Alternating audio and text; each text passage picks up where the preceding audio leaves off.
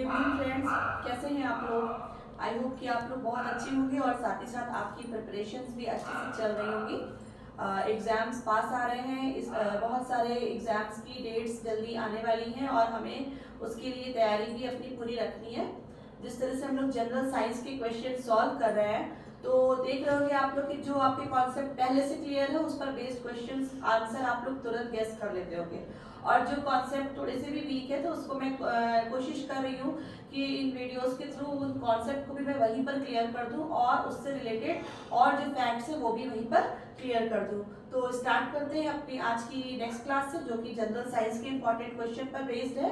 तो हमारा आज का जो फर्स्ट क्वेश्चन है जनरल साइंस की क्लास का, और एक बार फिर मैं आपको बताना चाहूंगी कि सारे क्वेश्चंस एग्जाम में जो पेपर में आ चुके हैं उन्हीं से ही लिए गए हैं। कोई भी क्वेश्चन ऐसा नहीं है जो किसी न किसी पेपर में नहीं आया हो। तो आप लोग ध्यान से इन क्वेश्चंस को देखिएगा, क्योंकि इसी तरह के क्वेश्चंस या इसके आसपास के क्वेश्चंस ही रिपीट होते हैं। तो स्टार्ट करते हैं। सबसे पहला क्वेश्चन है आज की क्लास का, process of production of energy in the sun. First question is process of production of energy in the sun. Sun में एनर्जी जो प्रोड्यूस होती है उस प्रोसेस का नाम क्या है? तो इसका नाम है nuclear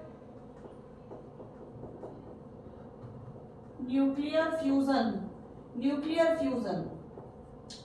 fusion is a process in which one or more, two or more lightweight atomic nuclei combine to form a heavy nuclei, two or more heavy nuclei, but the total mass of the reactant is different with the mass of the products. Why? Because this loss of mass converts into energy में change हो जाता है। तो क्या होता है, बहुत सारी एनर्जी रिलीज होती है। तो देखिए सन में क्या होता है, न्यूक्लियर फ्यूजन का प्रोसेस चलता रहता है। तो न्यूक्लियर फ्यूजन के प्रोसेस में सन में क्या होता है कि जो हाइड्रोजन एटम है, इसके जो प्रोटॉन है, they continuously collide to form helium molecule बनता है।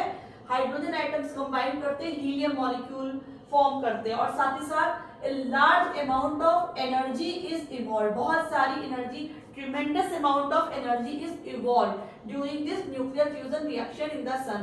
तो हमारा आंसर क्या होगा कि जो एनर्जी इन सन में जो भी एनर्जी है उसका जो प्रोडक्शन हो रहा है, उसका जो प्रोसेस है वो है न्यूक्लियर फ्यूजन रिएक्शन के थ्रू सन में जो एनर्जी है वो प्रोड्यूस हो रही है। तो याद रखिएगा न्यूक्लियर फ्यूजन नहीं बोलना है, न्यूक्लियर फ्यूजन है, ठीक है, यानी कि combination of atomic nuclei to form another heavy atom.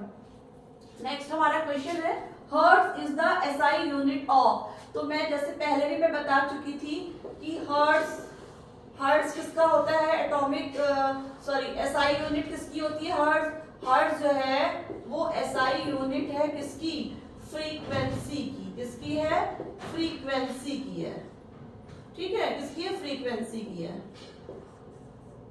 Frequency की। Hertz is the atomic SI unit of frequency. तो किसकी हो गई है, फ्रीक्वेंसी की होगी,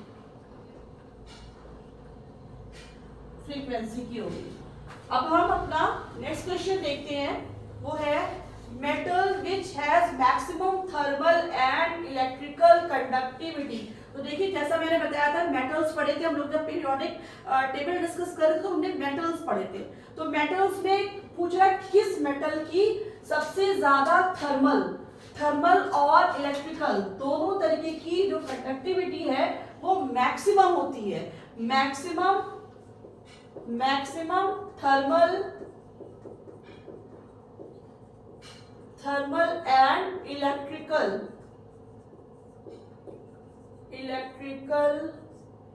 कंडक्टिविटी पूछ रहा है, किसमें पूछ रहा है, किस मेटल में maximum thermal and electrical conductivity होती है। तो देखिए इसका आंसर है, क्या आंसर है, सिल्वर एक ऐसा मेटल है जिसमें सबसे ज्यादा थर्मल और इलेक्ट्रिकल कंडक्टिविटी होती है, और इसका सिंबल क्या होता है, Ag होता है। इसका सिंबल क्या होता है, Ag होता है, और इसका जो एटॉमिक नंबर भी हम यहीं पे देख लेंगे, याद रहेगा 47 होता है, ठीक है। और हमारे घरों में जो वायर वगैरह कंडक्टिविटी के लिए यूज होते हैं वो कॉपर के होते हैं, बिकॉज कॉपर जो होता है वो चीप होता है सिल्वर से, है ना। हम सिल्वर के वायर्स तो नहीं यूज करते घरों में, कॉस्टली होते हैं। तो क्या होता है, हम घरों में किसका यूज करते हैं, घरों में हम इलेक्ट्रिकल कंडक्टिविटी के लिए कॉपर के वायर, कॉपर का मेटल का यूज करते हैं, बिकॉज इट इज चीप होता है silver in comparison to silver. तो इसलिए घरों में हम कॉपर के वायर यूज करते हैं, कॉपर का एटॉमिक नंबर 29 होता है। लेकिन यहाँ पे क्या पूछ रहा है, अगर घरों में पूछा जाए किस इलेक्ट्रिकल कंडक्टिविटी के लिए कौन सा मेटल यूज में होता है इलेक्ट्रिकल पर्पस से, तो हम कॉपर पे टिक करेंगे। बट यहाँ पे क्या बोल रहा है, यहाँ पे बोल रहा है कि which metal has maximum thermal and electrical conductivity, तो हमारा आंसर यहाँ पर सिल्वर हो जाएगा, यानी कि एजी हो जाएगा। अब देखिए हमारा नेक्स्ट क्वेश्चन है, बहुत इंपॉर्टेंट क्वेश्चन था ये, silver is having maximum electrical and thermal conductivity. अब देखिए नेक्स्ट क्वेश्चन क्या है, ये light air is used to measure. देखिए बहुत इंपॉर्टेंट क्वेश्चन है, लाइट एयर, ये कह रहा है कि जो लाइट एयर होता है उससे हम क्या मेजर करते हैं, क्या मेजर करते हैं बताइए। क्या हम इससे टाइम मेजर करते हैं? जी नहीं। क्या हम इससे क्या स्पीड मेजर करते हैं? बिल्कुल नहीं, स्पीड भी नहीं मेजर करते हैं। अच्छा, तो क्या मेजर करते हैं इससे? हम मेजर करते हैं टेम्परेचर? जी नहीं, टेम्परेचर भी नहीं मेजर करते हैं। हम लाइट एयर से डिस्टेंस मेजर करते हैं, याद रखिएगा आप लोग। क्या मेजर करते हैं लाइट एयर से? हम लाइट एयर से डिस्टेंस मेजर करते हैं। अब देखिए 1 light year is equal to 1 light year is equal to 9.461 into 10 to the power -15 metre. एक लाइट ईयर की जो वैल्यू होती है वो होती है 9.461 into 10 to the power -15 metre. What is 1 light year? 1 light year एक ईयर में जो लाइट है वो वैक्यूम में कितना डिस्टेंस ट्रैवल कर रही है, that is measured in light year.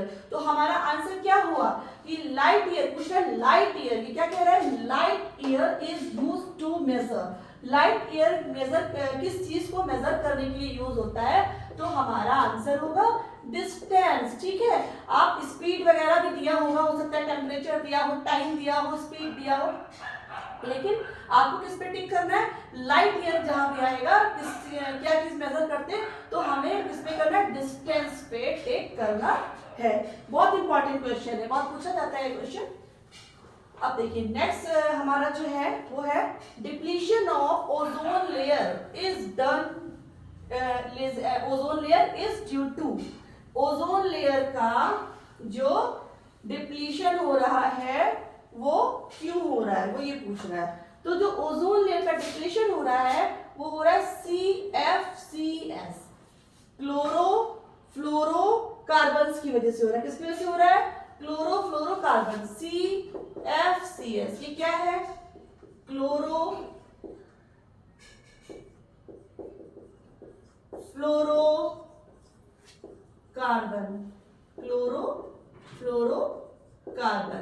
ठीक है, ये क्या है, क्लोरोफ्लोरोकार्बन। इसका आप देखिए तो ये मीथेन मॉलिक्यूल में जो हाइड्रोजन एटम्स होते हैं वो हैलोजन से रिप्लेस हो जाते हैं। तो ये देखिए कैसे, FFCl, ये है क्लोरोफ्लोरोकार्बन का केमिकल स्ट्रक्चर। ठीक है, ये क्या था, ये मीथेन मॉलिक्यूल है जिसमें कि सारी जो हाइड्रोजन थी, जो इसकी चारों वैलेंसीज थी, वो hydrogen atoms are replaced by the halogens. Halogens are the 7th group element, fluorine, chlorine, iodine, ये सब क्या है, 7th ग्रुप में है, और ये सारी क्या कहलाती है, हैलोजेंस कहलाते हैं। तो आप देखिए क्लोरोफ्लोरोकार्बन क्या है, कार्बन एटम के साथ देखिए फ्लोरीन और क्लोरीन के एटम्स कोवैलेंट बॉन्डिंग से एडेड है। अब आप देखिए क्लोरोफ्लोरोकार्बन जो घरों में हमारा रेफ्रिजरेटर होता है और एसी होते हैं, उसमें एज ए रेफ्रिजरेंट के रूप में भी ये यूज होती है। इसका यूज कैसे होता है, as a refrigerant, as a refrigerant भी यूज होती है, एज ए सॉल्वेंट भी यूज होती है। तो ये जो क्लोरोफ्लोरोकार्बन कार्बन है ये बहुत ही टॉक्सिक होती है हमारी ओजोन लेयर डिप्लीशन में। Ozone layer is a protecting layer जो कि हमारे एटमॉस्फेयर के स्ट्रेटोस्फेयर में प्रेजेंट होती है। मैंने कल भी बताया था। Where is ozone layer present? Ozone layer present in stratosphere layer of earth atmosphere. Atmosphere के स्ट्रेटोस्फेयर में प्रेजेंट होती है ओजोन लेयर। और ओजोन का फॉर्मूला क्या होता है? O3 होता है। ओजोन का फॉर्मूला O3 होता है। कहाँ होती है? स्ट्रेटोस्फेयर में प्रेजेंट होती है। एटमॉस्फेयर की लेयर्स होती है ना, ये स्ट्रेटोस्फेयर में होती है। और इसके डिप्लीशन में सबसे बड़ा योगदान किस गैस का है? क्लोरोफ्लोरोकार्बन, CFCS, या इसको हम फ्रियॉन भी बोलते हैं। इसको सॉलिड फॉर्म में हम फ्रियॉन भी बोलते हैं। तो इस तरीके से इसका आंसर हो गया कि depletion of ozone layer is due to chlorofluorocarbon, या हम इसको इन शॉर्ट कह सकते हैं CFC, क्लोरोफ्लोरोकार्बन, CFC। नाउ ये इंपॉर्टेंट क्वेश्चन है क्योंकि जो हमारा एनवायरनमेंट से रिलेटेड क्वेश्चंस होते हैं, क्योंकि देखिए सबसे ज्यादा अगर इस समय क्लाइमेट चेंज का असर हो रहा है तो जितनी भी हमारी डे टू डेज की जो भी हमारी एक्टिविटीज हैं वो सारी उसके लिए रिस्पॉन्सिबल है। क्योंकि घरों में एसीज का यूज हो रहा है, बहुत सारा जो आधुनिकीकरण हो रहा है, इंडस्ट्रियलाइजेशन हो रहा है, उससे क्या हो रहा है? हमारा जो एनवायरनमेंट है वो कहीं ना कहीं इफेक्ट हो रहा है। भले हम एक लग्जरी जो हमारी लाइफ है वो तो इम्प्रूव हो रही है, लेकिन साथ ही साथ उसके साथ जो हमारा एनवायरनमेंट है वो कहीं ना कहीं उसको सफर करना पड़ रहा है। तो हम लोगों को ये चीजों को सोचना चाहिए। जो बड़ी बड़ी इंडस्ट्रीज होती है वहां पे कार्बन क्रेडिट पॉइंट्स जो है उसके लिए पूरा एक डिपार्टमेंट होता है, that is environmental control system. क्योंकि जो भी एनवायरमेंट के अगेंस्ट एक्टिविटी होती है तो उनको कंट्रोल करने के लिए वहां पर ECS यानी कि एनवायरमेंटल कंट्रोल सिस्टम डिपार्टमेंट पूरा एस्टेब्लिश किया जाता है। और उसका बाकायदा जो CPCB और जो भी कंट्रोल पोल्यूशन कंट्रोल बोर्ड्स होते हैं उससे पूरा उसकी मॉनिटरिंग होती है कि how they are contributing to environment, कि एनवायरनमेंट को क्या कंट्रीब्यूट कर रहे हैं, कैसे कर रहे हैं। तो अगर वो जो भी अगेंस्ट में एक्टिविटीज हो रही है, कुछ ऐसे एमिशंस हो रहे हैं, कुछ ऐसे एफ्लुएंट डिस्चार्ज हो रहे हैं, या कुछ एयर में एमिशन हो रहा है स्टैक एयर्स के थ्रू, तो उसको कंट्रोल करने के लिए बाकायदा वो कार्बन क्रेडिट्स का प्लान वो बाई करते हैं। तो खैर ये हम बाद में बताएंगे, लेकिन यहाँ पे सिर्फ हमारा ये बताने का मतलब था कि जो भी गैसेस वगैरह है ये जो रिलीज हो रही है CFCS, ये हमारी ओजोन लेयर को डिप्लीट करके हार्मफुल UV रेस से जो है खतरा पैदा कर रही है। अब देखिए chemical name of vinegar. Vinegar देखिए जो आपने देखा होगा वेनेगर हमारे घरों में सभी के यहाँ ये मिलता है, क्योंकि अचार वगैरह में या खाने में के पर्पज से हम वेनेगर को, या जो भी हम फूड आइटम्स बनाते हैं उसमें हम वेनेगर को ऐड करते हैं जस्ट फॉर द टेस्ट। तो ये तो एक कॉमन नेम हो गया, लेकिन ये पूछ रहा है इसका केमिकल नेम क्या है। तो जो वेनेगर है ये हम खाते भी तो इसका हमें पता होना चाहिए, इसका जो केमिकल नेम है वो क्या है? Acetic acid. क्या नाम है इसका? एसिटिक एसिड नाम है। इसका फॉर्मूला हम देखें तो इसका फॉर्मूला क्या? CH3COOH, ये इसका फॉर्मूला है। तो हमको विनेगर का सिर्फ हमारा केमिकल नेम ही हमें पता होना चाहिए, और साथ साथ हमें इसका केमिकल फॉर्मूला भी पता होना चाहिए। केमिकल फॉर्मूला क्या है इसका? CH3COOH। अब स्ट्रक्चर भी हम देख सकते हैं। देखिए मीथेन मॉलिक्यूल, एक कार्बन का मतलब क्या है कि ये सबसे फर्स्ट हाइड्रोकार्बन है H,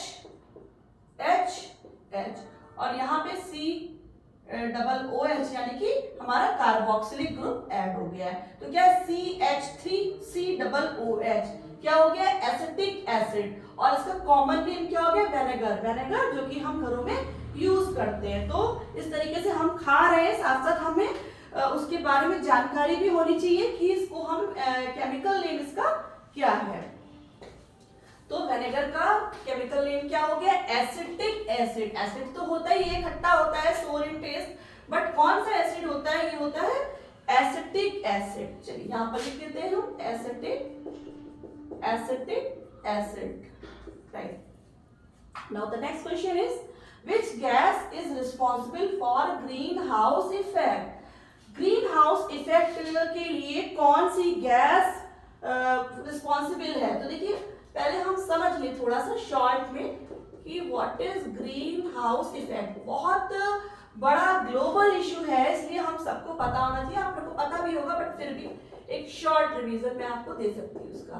ग्रीन हाउस इफेक्ट, देखिए इसको हम ग्लोबल वार्मिंग भी कह सकते हैं। क्या कह सकते हैं? Global warming. देखिए इसको चीज को समझ लीजिए थोड़ा सा। ग्लोबल वार्मिंग क्या बोलते हैं इसको? हम ग्लोबल वार्मिंग भी कहते हैं। ग्रीन हाउस इफेक्ट क्या है? तो यहाँ पे क्या पूछ रहा है, कौन सी गैस रिस्पॉन्सिबल है? तो देखिए इसके लिए जो रिस्पॉन्सिबल गैस है वो है carbon dioxide. Carbon dioxide is mainly responsible for the global warming और ग्रीन हाउस इफेक्ट। कैसे इफेक्ट? बिकॉज कार्बन डाइऑक्साइड की जो टेंडेंसी होती है वो क्या होती है, ये एक डेंसर गैस है। ठीक है, ये कैसी एक गैस है? ये एक डेंसर गैस है तो एक लेयर फॉर्म कर लेती है। देखिए जैसे कि सपोज ये हमारा एटमॉस्फेयर है, ठीक है, ये हमारा एटमॉस्फेयर की लेयर है और इसके सॉरी ये हमारा अर्थ सरफेस है। ठीक है, ये हमारा अर्थ सरफेस है। अर्थ सरफेस के ऊपर क्या होता है? एटमॉस्फेयर होता है। तो यहाँ पे क्या होता है कि यहाँ पे जैसे कार्बन, कुछ हमारी ऐसी एक्टिविटीज हो रही जिसमें कार्बन डाइऑक्साइड का प्रोडक्शन हो रहा है, कार्बन डाइऑक्साइड का प्रोडक्शन बहुत ज्यादा हो रहा है। तो ये डेंसर गैस होती है, ये क्या करती है, अर्थ सरफेस के ऊपर ये अपनी एक लेयर टाइप से फॉर्म कर लेती है। Because it's a denser gas, जब इसका ज्यादा इसका प्रोडक्शन बढ़ता है अर्थ पे तो क्या करती है, ये अपनी एक लेयर फॉर्म कर लेती है अर्थ के ऊपर। अब देखिए यहाँ पर क्या होता है, हमारा जो सन है, ठीक है ना, सन में सनलाइट और सन एनर्जी क्या करती है, अर्थ पे आती है, ये अर्थ पे आ रही है। ठीक है, अब आने के बाद आपको तो पता है ना कि लाइट का क्या होता है, रिफ्लेक्शन होता है। इसका क्या होता है, रिफ्लेक्शन होता है। तो जब ये रिफ्लेक्ट करती है तो ये जो कार्बन डाइऑक्साइड ने अपना एक ट्रैप कर रखा है एनवायरनमेंट को, तो यहाँ से इसका जो रिफ्लेक्शन होता है ना, ये वापस एनवायरनमेंट में नहीं जा पाता है और एक तरीके से यहाँ पे ये जो हीट होती है वो ट्रैप हो जाती है।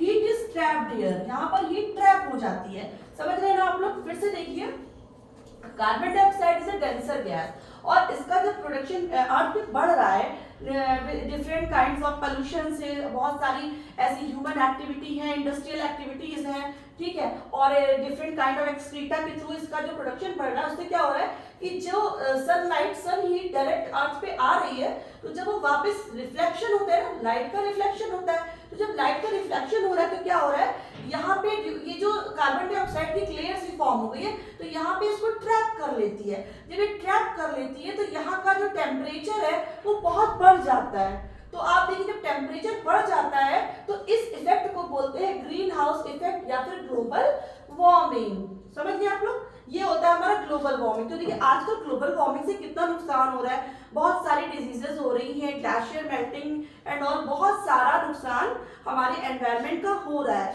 तो इसीलिए आप देख रहे हैं बहुत सारे प्लांटेशन पे जोर दिया जा रहा है, फॉरेस्टेशन पे जोर दिया जा रहा है, साथ ही साथ इको फ्रेंडली टेक्निक्स बहुत यूज हो रही है। जो हम फ्यूल यूज करें उसको भी कोशिश की जा रही है ज्यादा से ज्यादा जो है वो बायोफ्यूल यूज हो। इको फ्रेंडली टेक्निक्स के थ्रू हम घरों में देखिए सोलर लाइट का कल्चर बढ़ रहा है और जो सोलर लाइट वगैरह जो लोग ले रहे हैं उनको स्पेशल जो है डिस्काउंट भी गवर्नमेंट अपनी स्कीम के थ्रू प्रोवाइड करा रही है। क्यों?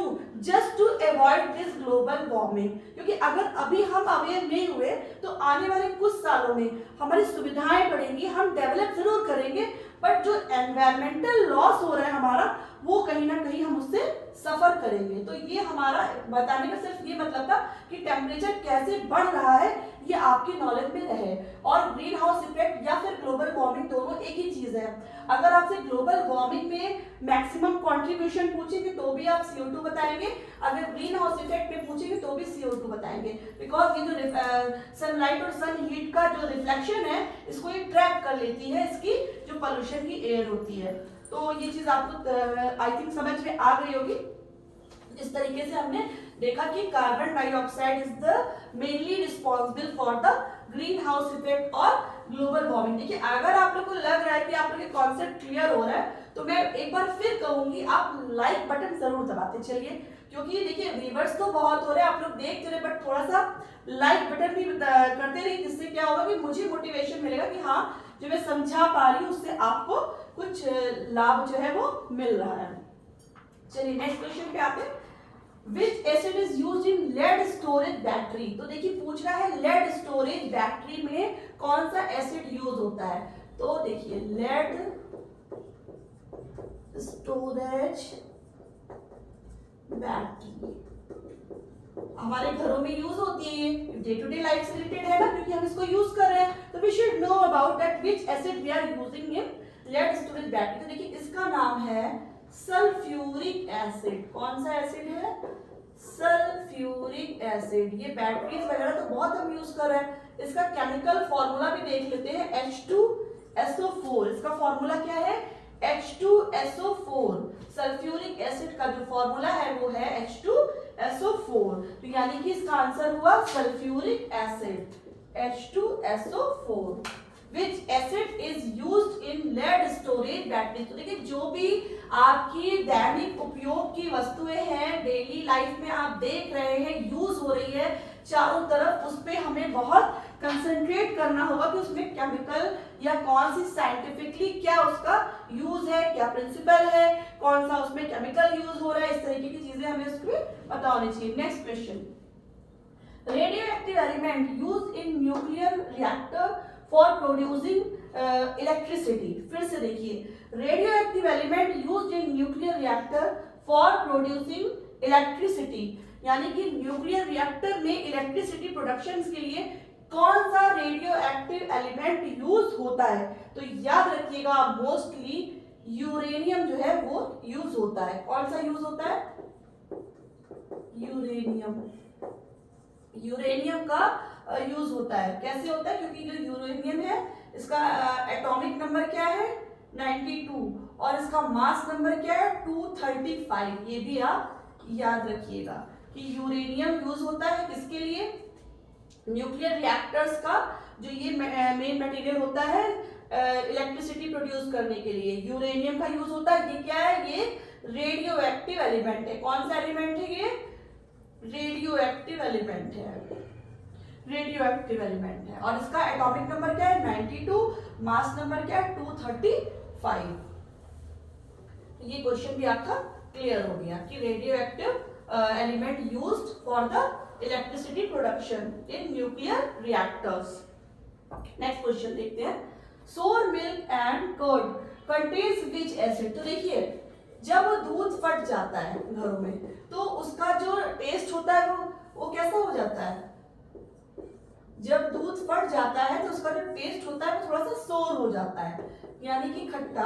तो सोर मिल्क कहें या फिर हम कहें कर्ड, इन दोनों में ही कौन सा एसिड यूज होता है? पता होना चाहिए कि भाई कौन सा एसिड किसकी वजह से इसका टेस्ट खट्टा है। तो देखिए दोनों में ही जो एसिड होता है वो होता है लैक्टिक एसिड। देखिए अभी हमने विनेगर का नाम पढ़ा था, विनेगर भी तो खट्टा होता है लेकिन उसमें क्या था? एसिटिक एसिड था, CH3COOH। लेकिन यहाँ पे क्या है? सोर मिल्क की बात हो रही है। जो दूध फट गया है, खट्टा हो गया है, टेस्ट बदल गया है, या फिर कर्ड यानी कि दही। तो ये भी हम देखिए हमारे घरों में ये भी मतलब हम काफी यूज करते हैं, काफी क्या डेली क्या मतलब इसका तो यूज परमानेंट ही होता है हमारे घरों में। तो पता होना चाहिए कौन सा एसिड होता है?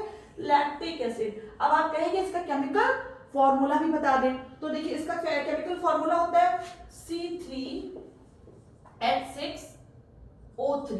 क्या फॉर्मूला होता है इसका? C3H6O3। ये इसका केमिकल फॉर्मूला भी होता है। तो कौन सा एसिड हो गया इसमें? Lactic acid. Sour milk and curd, which acid? Lactic acid. कितना इंपॉर्टेंट क्वेश्चन है ये, क्योंकि हम देख रहे हैं दूध और दही के चेंजेस जो हो रहे हैं, टेस्ट बदल रहा है, तो वहीं पर हम तुरंत दिमाग लगा लें कि कौन सा एसिड है? लैक्टिक एसिड है। आई थिंक अब आपको अच्छे से याद हो गया होगा। चलिए नेक्स्ट क्वेश्चन देखते हैं। नेक्स्ट क्वेश्चन है, most abundant inert gas present in atmosphere. हमारे वातावरण में सबसे ज्यादा फ्रीक्वेंटली पाई जाने वाली इनर्ट गैस पूछ रहे हैं। तो देखिए जहां पर इनर्ट गैस का नाम आता है, इनर्ट गैस, तो देखिए इसका आंसर क्या? हम पहले इसका आंसर बता रहे हैं। इसका आंसर है आर्गन गैस। ठीक है, तो देखिए इनर्ट गैस क्या होती है? वो गैसेस, यानी कि इनर्ट गैस को क्या बोलते हैं? दोज गैसेस वो हैव अ स्टेबल कॉन्फ़िगरेशन। इनका जो कॉन्फ़िगरेशन होता है वो क्या होता है? स्टेबल कॉन्फ़िगरेशन होता है, स्टेबल कॉन्फ़िगरेशन। यानी कि जो इनकी आउटर मोस्ट शेल होती है that is valence shell complete होती है। Their valence shell is complete, they have stable configuration and तो जब आप ये बताइए स्टेबल कॉन्फ़िगरेशन है तो क्या है, उनके पास एक्स्ट्रा इलेक्ट्रॉन होंगे वैलेंस शेल में? नो, नहीं होंगे। That's why inert gases do not participate in any kind of chemical reaction, इसीलिए केमिकल रिएक्शन में पार्टिसिपेट भी नहीं करती है। और हमारे एनवायरनमेंट में सबसे ज्यादा कौन सी गैस पाई जाती है? आर्गन गैस होती है। इसका सिंबल क्या होता है? AR होता है, एटॉमिक नंबर 18 होता है। आप एटॉमिक नंबर भी याद करते चलिए। आर्गन गैस है जो कि हमारे एनवायरनमेंट में सबसे ज्यादा प्रेजेंट होती है। इसका सिंबल क्या है? AR है। इसका जो एटॉमिक नंबर है वो 18 है। और स्टेबल कॉन्फ़िगरेशन की टेंडेंसी होती है नोबल गैसेस या इनर्ट गैसेस की, और वैलेंस शेल इनकी क्या होती है? कंप्लीट होती है। तो बहुत सारी इंफॉर्मेशन आपको पता चल गई।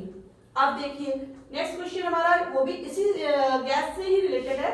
ये कह रहा है कि which inert gas is used in electrical bulb। तो देखिए जो हमारे इलेक्ट्रिकल बल्ब होते हैं, घरों में यूज होते हैं, उसमें कौन सी गैस होती है? तो देखिए उसमें भी आर्गन गैस होती है, याद रखिएगा। कौन सी गैस होती है? आर्गन गैस होती है। इलेक्ट्रिकल बल्ब में पता होना चाहिए आपको, इसका मैंने बताया था 18 होता है इसका एटॉमिक नंबर। अच्छा, जो इलेक्ट्रिकल बल्ब का फिलामेंट होता है ना, आपने बल्ब देखा है इलेक्ट्रिकल बल्ब में, यहाँ पर आप देखिए एक फिलामेंट होता है। तो ये जो फिलामेंट होता है ये किस चीज का बना होता है? फिलामेंट जो होता है ये किस एलिमेंट का होता है? ये टंगस्टन का होता है। किसका होता है? टंगस्टन का होता है। तो देखिए दो चीज, जब आप इलेक्ट्रिकल बल्ब के बारे में स्टडी करेंगे तो दो चीजें देखिए, एक तो आपको इसमें गैस कौन सी होती है? आर्गन गैस होती है। लेकिन इसका जो फिलामेंट होता है वो किसका बना होता है? वो टंगस्टन का बना होता है। तो ये आपको क्लियर हो गया। तो यानी इसका आंसर भी क्या होगा? आर्गन गैस, क्योंकि वो गैस पूछ रहा है, फिलामेंट का ये नहीं पूछ रहा है, लेकिन ये भी पूछा जाता है, इसलिए मैंने बता दिया कि इलेक्ट्रिकल बल्ब में कौन सी गैस होती है? आर्गन गैस होती है। आर्गन गैस कैसी गैस है? Argon gas is a noble और इनर्ट गैस। और फिलामेंट किसका होता है? टंगस्टन का होता है। चलिए नेक्स्ट क्वेश्चन पे आते हैं। पूछ रहा है कि number of chromosome present in human body. Human body में कितने क्रोमोसोम्स होते हैं? तो देखिए अगर पेयर्स में आंसर दिया हो तो आप बताएंगे 23 पेयर्स होते हैं। ठीक है, अगर पेयर्स होगा तो आप 23 टिक करेंगे, और अगर टोटल नंबर ऑफ क्रोमोसोम आएगा तो जस्ट ट्वाइस, यानी कि 46। ठीक है, अगर पेयर्स वाला ऑप्शन आएगा तो उसमें आप 23 को टिक करिए, क्योंकि पेयर्स में ही तो होते हैं। लेकिन अगर टोटल नंबर ऑफ के ऑप्शंस होंगे तो उसमें आप 46 पे टिक करेंगे। तो कितने होंगे यहाँ पर? और यहाँ पे पूछा क्या? Numbers of chromosome present in human body. तो पेयर्स तो पूछ रहे, टोटल पूछा, तो हम 46 इसका आंसर करेंगे। फिर देखते हैं नेक्स्ट क्वेश्चन। नेक्स्ट क्वेश्चन है हमारा largest living flightless tallest bird. तो देखिए इसका आंसर है ऑस्ट्रिच। ऑस्ट्रिच, ऑस्ट्रिच जो बर्ड है वो क्या है? ये लार्जेस्ट है, सबसे बड़ी बर्ड है। फ्लाइटलेस है, ये उड़ नहीं सकती है, और टॉलेस्ट भी है। ठीक है, टॉलेस्ट भी है, बर्ड है ये। तो ये क्या है? टॉलेस्ट है, लार्जेस्ट है और फ्लाइटलेस है, यानी कि ये फ्लाई नहीं कर सकती है। तो याद रखिएगा कौन सी बर्ड हो गई? ये ऑस्ट्रिच बर्ड हो गई, ऑस्ट्रिच हो गई।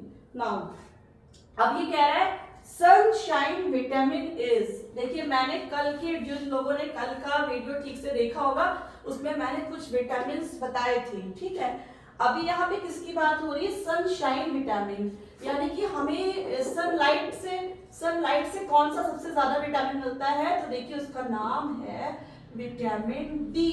Vitamin D is sunshine. इसका नाम क्या होता है? इसको हम बोलते हैं सनशाइन विटामिन। इसका एक जनरल नेम है सनशाइन विटामिन। और क्या इसका मैंने कल एक और नाम बताया था, केमिकल नेम। जिन लोगों ने कल का वीडियो ध्यान से देखा होगा उन्हें याद होगा, मैंने बताया था इसका नाम होता है calciferol.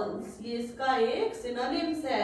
Calciferol is a synonym of vitamin D which we gain from the sunlight and it is also responsible for the absorption of magnesium, phosphate etc.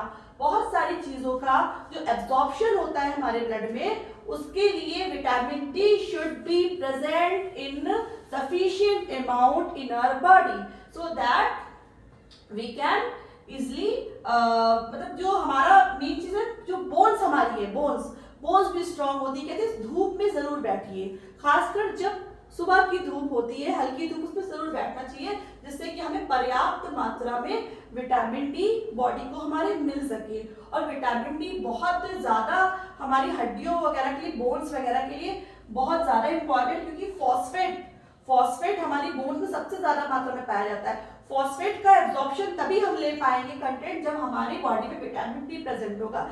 Magnesium, इन सब चीजों के लिए विटामिन डी का होना बहुत जरूरी है।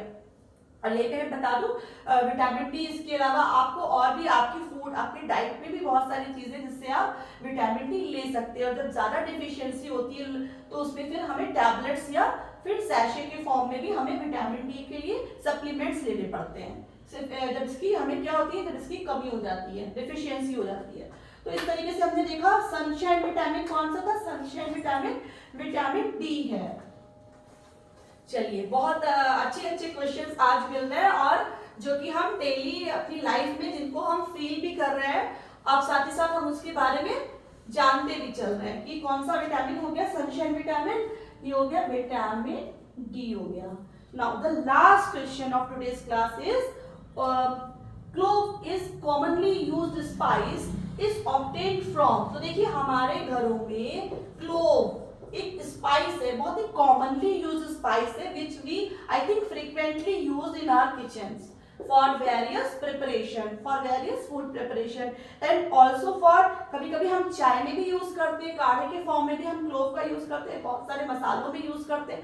लेकिन हम ये कह रहे हैं ये प्लांट की किस पार्ट से मिलती है। तो देखिए मान लीजिए आपके पास ऑप्शन हो सीड होगा, ठीक है, स्टेम होगा, लीव्स होगी, ठीक है, और भी आपका होगा फ्लावर बड होगा। इससे मतलब बहुत सारे आपको जो है वो ऑप्शन दिए जाएंगे कि क्लोव आपको कहाँ से मिलती है। लेकिन आप इसको टिक करेंगे, इसको करेंगे फ्लावर बड को करेंगे, सीड से नहीं, स्टेम से नहीं, लीफ से नहीं। तो क्लोव्स जो है वो प्लांट में किस पार्ट से मिलती है, फ्लावर बड से हमको क्लोव यानी कि जो लॉन्ग जिसको हम हिंदी में कहते हैं वो फ्लावर बड से हमें ऑब्टेन होती है। तो इसका आंसर हो गया फ्लावर बड, ये इसका राइट आंसर है। तो in this way we have learned lots of facts related to our day to day lifes, और ये जो फैक्ट्स हैं इनसे ही रिलेटेड क्वेश्चंस एग्जाम्स में दिए जाते हैं, क्योंकि आप अपने आसपास इन चीजों को देख रहे हैं, तो कितना आप माइन्यूटली सोच पा रहे हैं उन चीजों के बारे में और कितना आपने स्टडी किया है, सिर्फ ये चीजें एग्जामिनर जो है वो देखना चाहते हैं। तो आई होप आप सब लोग इन वीडियोस को ठीक से देख रहे हैं, और ये सारे क्वेश्चन जो मैं करा रही हूँ आपको, जहाँ तक मैं सोच रही हूँ आपको जरूर मिलेंगे इनमें से क्वेश्चंस। आगे भी मैं स्टडी करके ऐसे ही पेपर से क्वेश्चंस आपके लिए लाती रहूंगी, लेकिन आपको इसके लिए लाइक करना है जिससे कि मैं मोटिवेट हूँ और मैं और अच्छे से आपके लिए क्वेश्चन प्रिपेयर करके लाऊँ। Thank you so much.